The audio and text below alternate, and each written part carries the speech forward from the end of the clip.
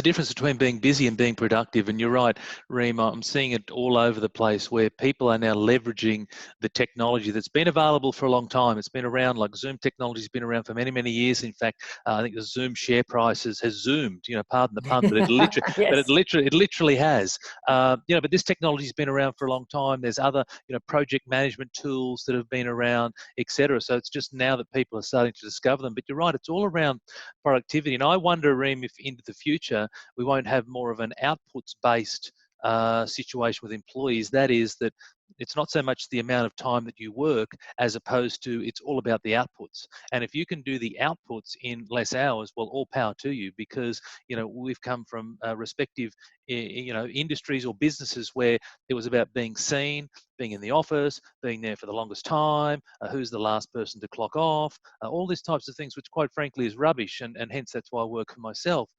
But it's about going, well, how can we ensure better outputs? How can we be more productive? What do you think about that?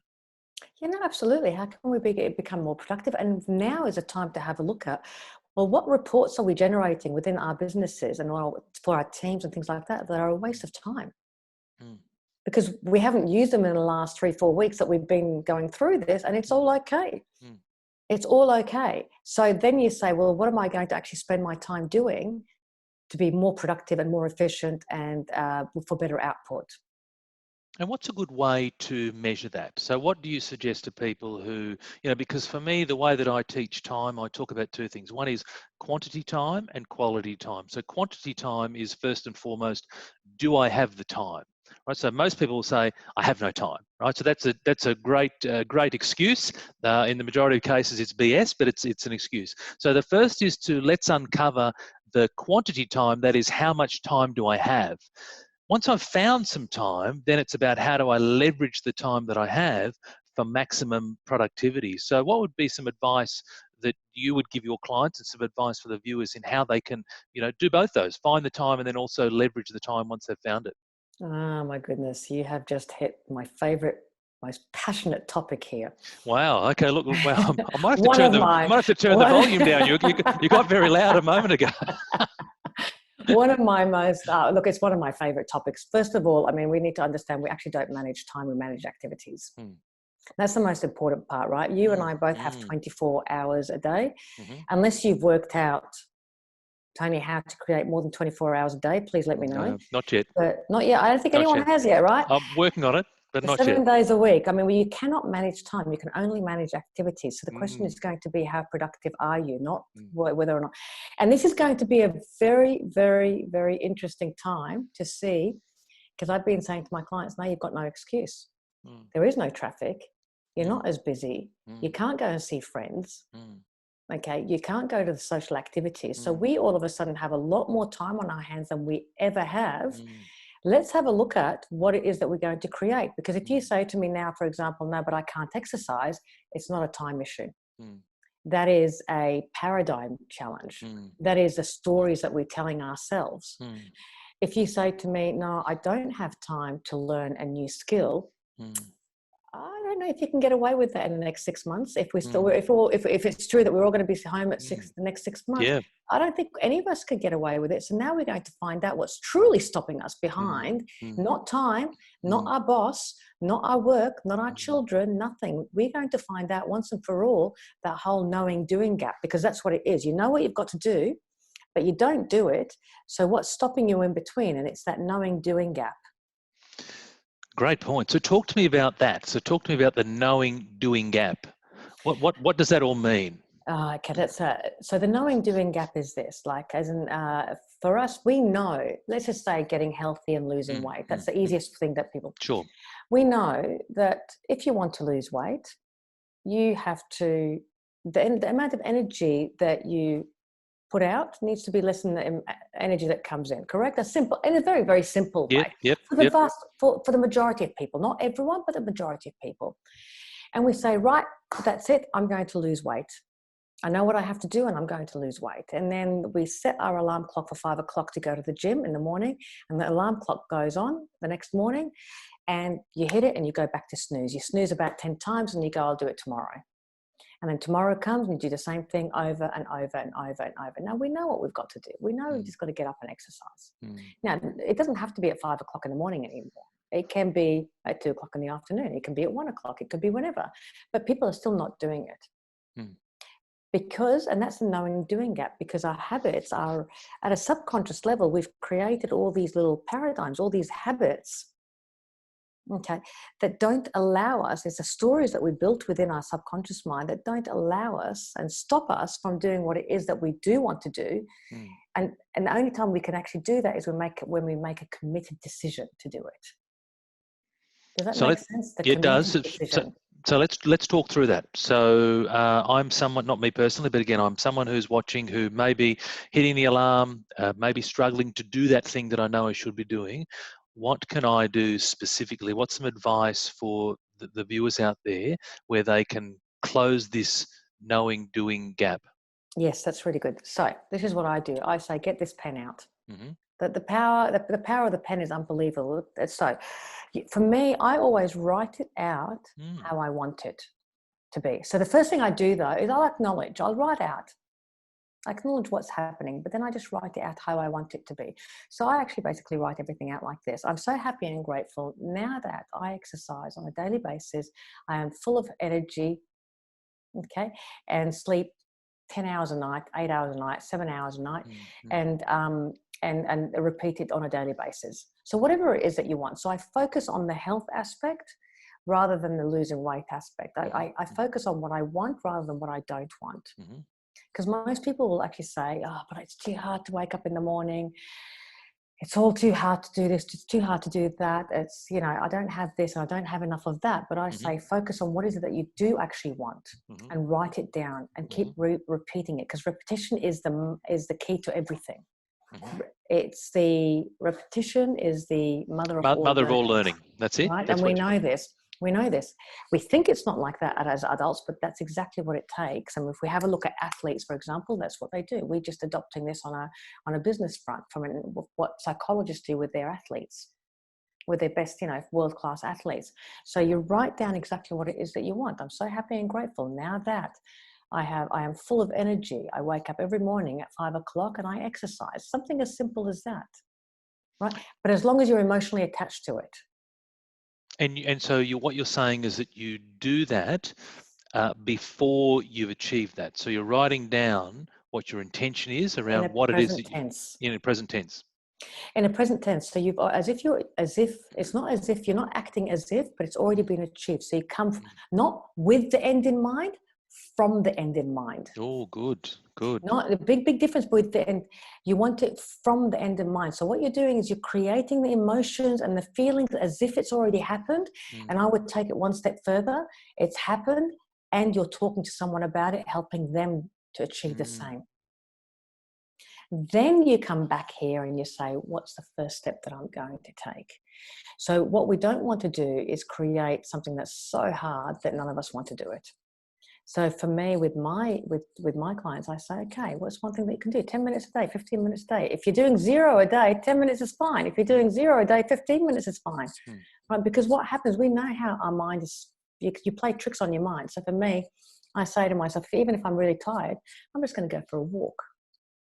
I go for a walk. After 5 minutes of having the music in or whatever it is that really pumps me up and gets me emotionally involved, all of a sudden I'm running.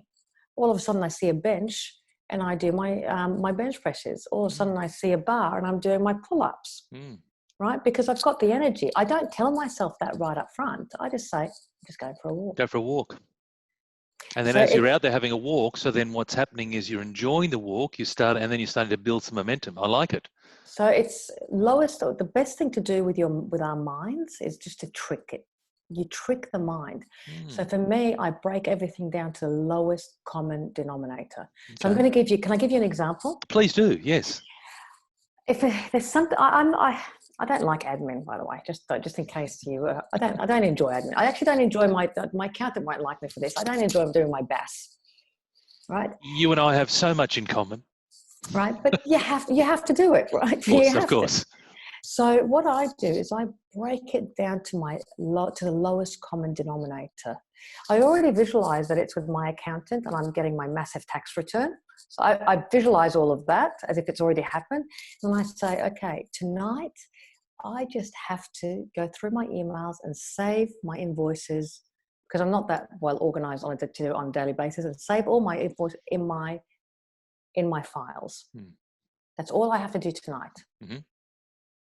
So I sit down and I just do that. And I say, tomorrow, I come tomorrow, I go, all I have to do is go into my bank records and send it to my bookkeeper. That's all I have to do. So it's just a couple of emails. So I break it right down to the absolute lowest common denominator. Now, that's for something I don't enjoy doing, like procrastination side. Let's just say there's something that you're scared of doing. Because, you know, we have an amazing way of being very fearful. And you'll enjoy this. Let's just say presentations and live presentations, Tony. Yes. Because you know that 2-3 years ago, when we first met, I was absolutely petrified of doing anything live, anything to do with video. And now I do it like I've been doing it for years and years. It's like second nature to me.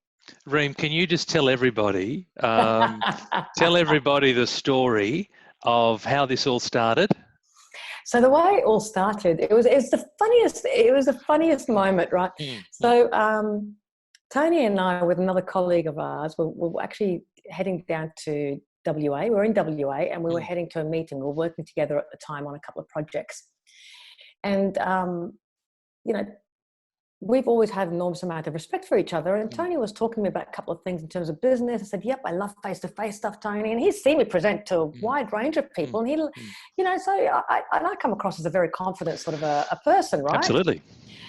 And I said, oh, Tony, because somehow I got onto Facebook Lives and live interviews and anything to do with videos. I went, Tony, I've got a confession to make. I'm petrified of them. There is no way in the world I can do one. I don't believe I can ever do one. And here I am, the mindset coach, right? And he just looked at me. I went, I know what you're going to say, but I'm just telling you, I'm really scared of them. And so, of course, Tony being Tony, what did he do? He goes, right, we're going to get over that really quickly, aren't we? That's it. And organised the first live interview.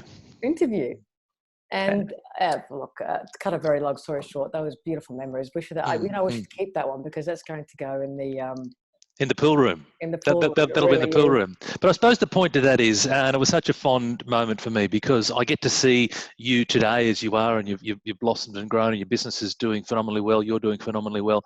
But we were chatting in leading up to this last week, that just, you know, from where Reem had come from, where you'd come from, Reem, and the fact that, you know, I do recall the conversation we had in that car, and, you know, there was a lot of fear around it. It just goes to show that, you know, don't always compare yourself to the people that you see today, because all of us have to start somewhere. And it's the old adage of, you don't have to be great to get started, but you have to start to be great.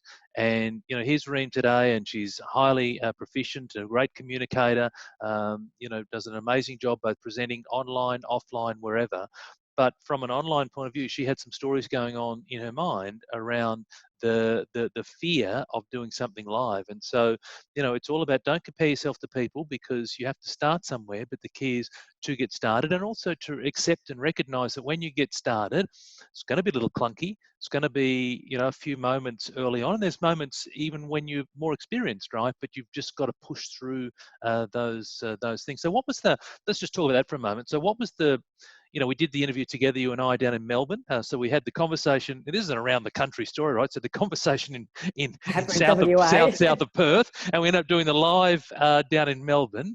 But what was the reason then that from that live that you kept pushing through the fear or the pain? Well, there's a number of things. Number one, to grow, I mean, I understand. We have to understand that fear is not necessarily a bad thing. Fear is a good thing. When you're growing, it's a normal feeling. So for me, I just turned it around. I'm growing. If you're not scared, and if you don't push yourself out of your comfort zone, there is absolutely no growth whatsoever. And I know a lot of people understand this, have heard this and can say it, but they may not have emotionalized it.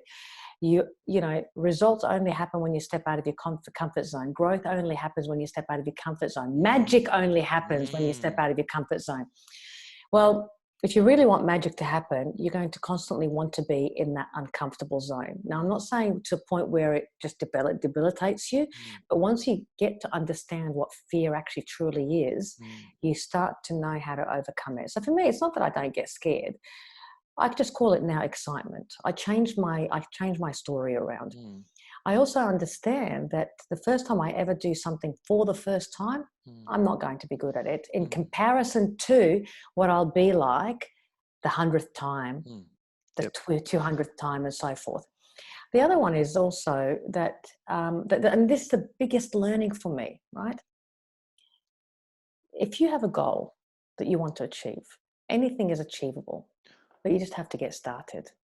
You really do.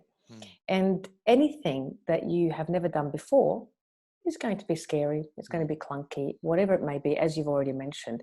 So the answer is just do it. And then what you do is you break it down to the lowest common denominator. So I never actually do a live now without breaking it down. I actually still say to myself things like, I just have to set up the tripod. I just have to put the phone in the tripod. I just need to know the first sentence that I'm going to say. And then I allow myself, because what happens is that we are, again, human beings have got amazing capabilities. Okay, so this is what we have got to really, really understand about ourselves. And you have to believe this about yourself. And this is you, me, everyone. We have been gifted with more talent and ability than we'll ever hope to use in this lifetime. I'm going to say that again. We've been gifted with more ability than we'll ever hope to use in this lifetime. Gee, that's powerful. Right? Now, our only gift back is that we have to use as much of that talent and ability in this lifetime. What is the point in just holding back constantly?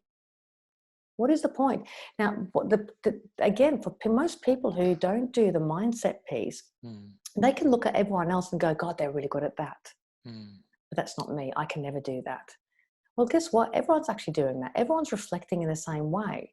He can do this or she can do that, but I wouldn't be able to do it. For me now, my whole self-talk is, well, why not me? If you can, Tony, why can't I?